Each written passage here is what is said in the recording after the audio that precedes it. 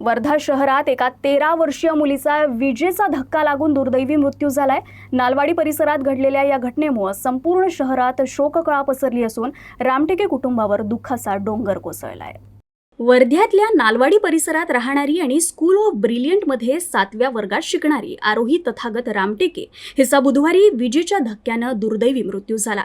दुपारी सुमारे 2:30 वाजता आरोही अभ्यासासाठी आपल्या मैत्रिणीच्या घरी गेली होती। याच दरम्यान बाथरूममधील स्विच बोर्डला स्पर्श होताच तिला जोरदार विजेचा धक्का लागला।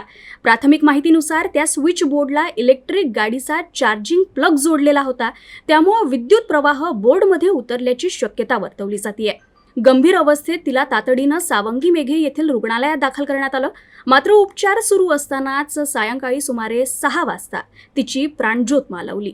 एका हसऱ्या, अभ्यासू आणि चुणचुणीत मुलीचा असा अचानक अंत झाल्यानं कुटुंबियांवर दुःखाचा डोंगर कोसळला असून परिसरात हळहळ व्यक्त होतीये।